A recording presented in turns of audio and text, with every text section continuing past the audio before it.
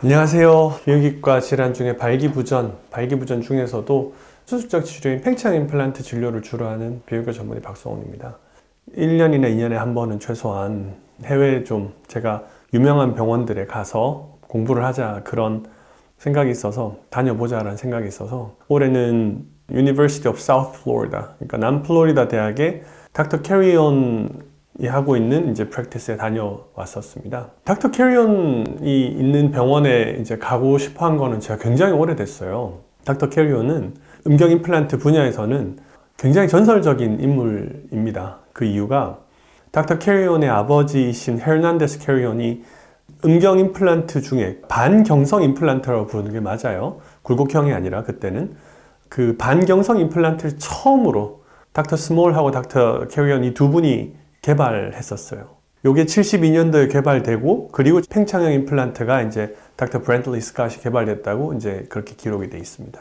그래서 헤르난데스 캐리온이 처음에 개발했던 이 반경성 임플란트는 굴곡형이랑 다르다고 제가 말씀드렸던 게 일종의 그 실리콘 로드였어요. 그래서 굽혔다 폈다 하는 게 아니라 약간 이렇게 부드러움이 있는 실리콘이었어요. 그래서 굽혀지는 게 아니고 이렇게 탱탱탱탱탱탱 이렇게 움직이는 그런 형태였습니다. 그래서 항상 좀 뻣뻣하게 나와 있어야 되는 면이 있었지만 그래도 굉장히 이제 당시에 만족도가 높았다고 해요.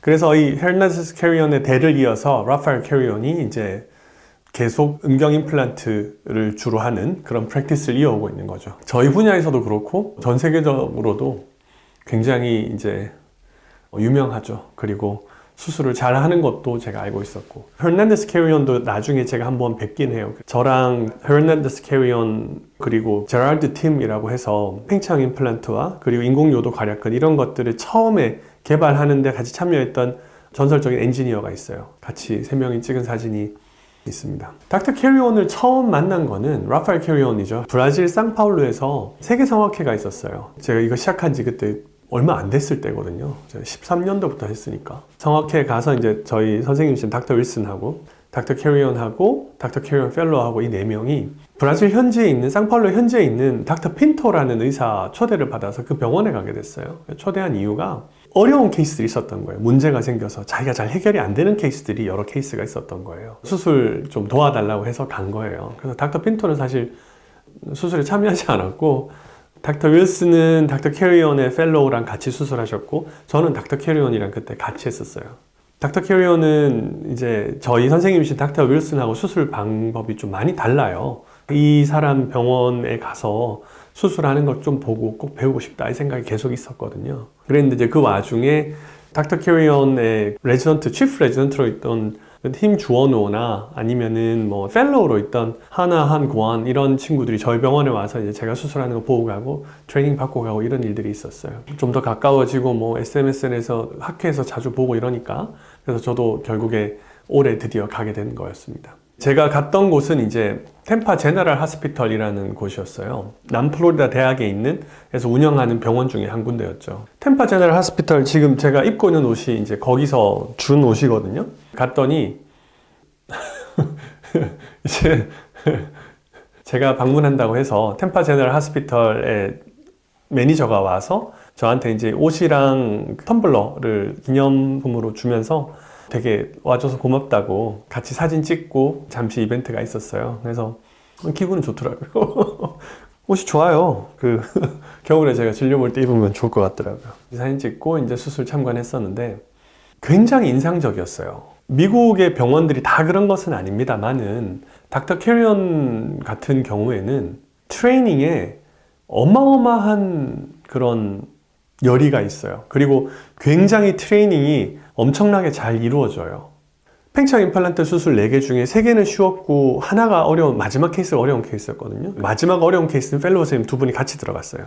그 중에 한 명 브리트니 아토아는 제가 아는 친구예요. 왜냐하면은 제가 이제 국소 마취에 대한 논문을 최근에 썼는데 같이 참여해서 논문을 썼기 때문에 마틴 그로스라고 이제 제 친구가 데리고 있던 레지던트였거든요. 그래서 이제 같이 쓰고 그랬는데 그래서 제가 알고 있었어요. 마지막 케이스 4번째 어려운 케이스에 되게 독특한 경우였어요. 이게 수술 전에 환자분들은 이제 다 계속 닥터 캐리온이 가서 직접 보거든요. 그리고 요렇게 해야 되겠다 계획 세우고 이런 거 같이 얘기하고 그랬는데 하필 이 네 번째 환자분이 미국에 사시는 한인분이셨어요. 닥터 캐리는 저랑 수술 전에 가서 보는데 저를 알아보시는 거예요. 나 당신 안다고. 유튜브에서 봤다고. 그래서 이제 제가 좀 당황스럽잖아요. 그래서 저는 오늘 여기 배우러 왔다고. 그리고 닥터 캐리언 수술 워낙 잘하시니까 너무 염려 안 하셔도 된다고 이제 그렇게 얘기했는데, 그렇게 얘기하고 나오는 길에 닥터 캐리언이 그러시더라고요. 그 환자분이 다른 데서 수술을 이미 한 3번을 받아서 그리고 받고 결과가 별로 안 좋았어요. 그러니까 닥터 캐리언한테 진료실에서 나 이번에도 안 되면 한국 갈 거야. 한국 가서 닥터박한테 갈 거야. 그렇게 얘기를 하셨대요. 유한테 간다고 그랬다고, 너한테 간다고 그랬다고. 민망했었는데 아무튼 저는 더 애착이 가죠. 사실 좀 케이스가 어려웠어요. 쉬운 케이스가 아니었어요. 이미 3번이나 수술했고 그럼에도 잘 안 됐다는 건 뭔가 해결되지 않는 문제가 있는 거거든요. 그래서 제가 이제 옆에서 보면서 조언을 계속 하게 되더라고요. 이런 건 어때? 저런 건 어때? 라고 저한테 물어보기도 하고. 왜냐면 그 닥터 캐리언은 수술방이 그 방만 있는 게 아니라 한 4개 정도 열려서 막 왔다 갔다 하고 있거든요. 그렇기 때문에 항상 거기 있질 않아요. 그러니까 이 친구들이 이제 뭔가 그런 상황이 나오면 고민하더라고요. 그럴 때 이제 저는 이제 수술은 아무래도 이것만 계속 하기도 했지만 좀 경험이 훨씬 좀 더 있으니까 그렇게 둘이 디스커션 하면서 케이스를 굉장히 잘 해결했어요. 그걸 보는데 제가 막 굉장히 기분이 좋은 거예요. 온몸에 지금도 이야기하면서 소름이 돋는데 그 이유가 눈앞에서 그 수술하는 의사들이 다음 단계로 넘어가는 걸 볼 수가 있는 거예요. 이거 되게 드문 경험이거든요, 저는. 그리고 막 그거에 대한 희열이 어마어마하게 느껴지더라고요. 이 두 친구가 잘하는 사람이기도 해서 그렇지만 뭐랄까, 이래서 교육을 하는가 보다. 거기에서 오는 뿌듯함이나 희열이 상당하더라고요. 그리고 그 둘도 굉장히 즐거워하고 수술하는 의사들이 이 케이스를 성공적으로 이끌어냈을 때 그 승리의 경험은 이로 말로 할 수가 없을 정도거든요. 거기에 중독되는 거기도 해요, 사실 제가 볼 때. 아무튼 그걸 보면서 이 사람 진짜 대단한 교육자이구나. 교수이기도 하지만 정말 교육자구나. 그 생각이 들었어요. 그래서 그 수술이 끝나고 제가 물어봤어요. 닥터 캐리언, 어떻게 그렇게 할 수 있냐? 그랬더니 이게 한두 해에 걸쳐서 이루어진 게 아니래요. 이렇게 세팅을 만드는 거에 자기가 거의 15년이 넘게 걸렸다. 그래서 너가 자세히 보면 알겠지만 다 프로토콜이 있고 그 프로토콜대로 돌아가기 때문에 이들이 저렇게 할 수 있는 거야. 그리고 닥터 캐리언이 그렇게 교육하는 분위기를 만들어 놓으니까 펠로우들도 레전트들도 서로 가르쳐주는 분위기가 다 이루어져 있는 거예요. 그렇게 수술을 이제 참관을 하고 그날 저녁에 이제 같은 디파트먼트, 자기 디파트먼트 사람들 다 불러가지고 교수진이 3명이고 펠로우 2명 그리고 이제 나머지 친구들 와가지고 같이 저녁 식사하고 그렇게 얘기했어요. 그래서 되게 바쁘더라고요. 그러니까 병원을 한 군데만 가는 게 아니고 이제 지역에 있는 3군데의 병원을 남플로리다 대학이 이제 운영하는 병원들 다 자기네가 커버를 해야 되는 거예요. 그래서 거기 가서 수술하고 뭐 환자들 해결하고 이런 얘기들을 쭉 들었었고 다음날 외래 참관을 갔죠. 정말 진짜 다양한 케이스가 오더라고요. 저 같은 경우에는 지금 제가 얼마 전에 논문 쓰려고 확인해 봤더니 제가 한 모든 수술의 5%가 재수술들이더라고요. 이 5%는 뭐 기계 고장으로 인한 거, 다른 병원에서 전원 받은 거, 감염이 있었던 거, 합병증 있었던 거 다 포함해서 5%거든요. 그러니까 95%가 저는 처음 하는 수술인 거예요. 그런데 닥터 캐리언은 거의 60%가 재수술들이더라고요. 그러니까 처음 맞는 게 아니고 다른 데서 이미 한번 하고 혹은 몇 번을 하고 문제가 돼서 전원을 받는 형태더라고요. 제가 그날 봤던 환자도 그런 형태라서, 그리고 환자가 이제 이미 소송을 가려고 생각하고 있다라고 얘기하니까 닥터 캐리언이 나는 당신을 치료해 줄 수는 있지만 소송에는 일절 나는 관여하지 않는다. 내 환자의 60% 절반 이상이 이런 재수술이기 때문에 법정에 나가기 시작하면 내가 진료를 볼 수가 없다. 미국이 사실 보면은 그런 소송이 발달해 있기 때문에 거기에 시간 보내는 경우도 되게 많거든요. 소비하게 되는, 환자를 보는 게 아니고. 사실 이제 가서 이렇게 하면은 정신이 없거든요. 되게 바빠요. 도착한 지 얼마 안 돼서 시차 적응도 안 되고. 그러면서 이제 생각이 든 게, 옛날에는 저는 궁금했거든요. 왜 사람들이 배우러 다니질 않을까? 왜 다른 의사들이 배우러 다니질 않을까? 해외에 나가서 더 잘하는 사람들이 있거든요. 그리고 그 분야에 대해서 정말 논문이나 이런 거 보면 되게 발표하는 거 보면 이 사람 정말 궁금하다, 배우고 싶다 그 생각이 드는데 왜 안 갈까 생각했는데 저도 이제 나이가 좀 들어가다 보니까 이제 알겠더라고요. 이유가 힘들어요. 이게 육체적으로도 힘들고 몸이 상한다고 느끼는 적도 종종 있었고요. 제 프랙티스를 시작한 지가 이제 한 거의 14년 가까이 돼가니까 드는 생각이 이게 맞는 방법이 항상 쉬운 방법은 아니에요. 쉬운 길이 아니에요. 거기다가 또 언어적인 장벽까지 있으면은 배우기도 어렵잖아요. 근데 어떻게 해요? 잘 하려면 맞는 방법을 해야죠. 그래야 제대로 할 수가 있는 거니까. 최소한 1년이나 2년에 한 번은 계속 이렇게 해외에 나와서 배워야 되겠구나 그 생각이 들었고요. 그리고 또 하나 든 생각이 닥터 캐리언을 보면서 저는 그런 궁금증이 있었거든요. 뭐냐면 아카데믹하고 프라이빗하고 어떻게 나눌 것인가. 아카데믹이 우리가 흔히 얘기하는 대학에 있는 분들이잖아요. 교수님들 우리로 치면은. 그리고 프라이빗은 저처럼 개인 병원을 하는 사람들일 거고요. 근데 아카데믹에 있던 프라이빗에 있던 다른 사람들을 이렇게 교육을 할 수 있는 거는 마찬가지고, 그리고 논문 쓰고 연구할 수 있는 것도 마찬가지고, 환자를 보는 것도 마찬가지예요. 소속이 다른 거 이외에는 이거를 제대로 구분 지을 방법이 없는 건가?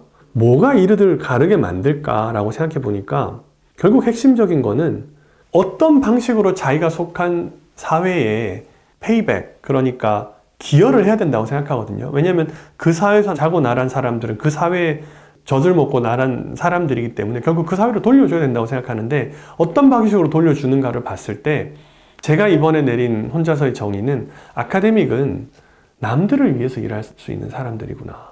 여기서 남들이라는 거는 내 펠로우, 내 레지던트들, 그들을 위해서 일할 수 있는, 혹은 자기가 속한 동료들을 위해서 일할 수 있는 사람들이면 그 사람들은 이 사람들 아카데미라고 보는 게 맞겠구나. 닥터 캐리언이 좋은 예더라고요. 자기 펠로우들을 위해서, 자기 레전트를 위해서 엄청나게 그렇게 교육을 하고 자기 시간을 할애를 해요. 집에 불러다가 홈파티하고 막 그렇게. 저는 그게 아카데미구나라는 생각이 들더라고요. 반면에 저는 그래서 아카데믹이 아니겠구나라는 생각이 든 게, 저는 제 시간이 중요하고 그 시간에 몸 만들고 운동하고 혹은 뭐 조용히 시간을 보내고 그걸 잘 활용해가지고 제가 진료를 잘 볼 수 있게, 결국 제가 보는 환자 한 명 한 명한테 최선을 다해서 그걸 통해서 사회에 기여를 한다. 그렇게 생각이 정리가 되더라고요. 수술하는 의사들도 타고나야 되지만 아카데믹도 타고나야 되는 것 같아요. 물론 타고난 부분도 있을 것이고 환경적인 부분도 있겠지만, 그래서 그런 차이가 있겠구나. 저는 개인 병원에 있는 걸 참 잘했다고 생각하게 되더라고요. 두 번째는 누군가가 룰을 주지 않았을 때 저는 훨씬 잘할 수 있거든요. 근데 아카데믹에서 일하려면은 누군가가 이미 만들어 놓은 룰에 들어가서 병원에 들어가서 일을 해야 되잖아요. 그러다 보니까 그런 데서도 차이가 오는 거구나. 이제 한 10몇 년 동안 이렇게 다니다 보니까 수술에 대해서 이런 테크닉도 배우고 저런 테크닉도 배우고도 있지만, 이렇게 환경이 다르고 혹은 진료의 형태가 다른 거에서 오는 눈이 좀 더 이렇게 뜰 수 있다고 표현하는 게 맞을 것 같아요. 그러다 보니까 제가 하는 진료를 바라보는 방식이 혹은 생각하게 되는 그런 시점이나 관점이 좀 바뀌는 것 같아요. 그렇게 바라보니까 수술에 대해서도 혹은 제가 하는 진료에 대해서도 항상 다른 시각이 필요해요. 의사들이나 수술하는 사람들은 수술할 때는 진짜 아무 생각도 안 나거든요. 그러다 보니까 그 수술만 바라보게 되는데, 그래가지고 발전이 없는 건 아니지만 굉장히 더뎌요. 그래서 그렇게 할 게 아니라 진짜 도움이 되려면은 이게 눈을 넓혀야 되는구나. 이번에 다시 또 한번 느끼게 되는 게 됐습니다. 앞으로도 계속 이렇게 좀 공부를 해서 최선의 진료를 할 수 있도록 노력을 해보겠습니다.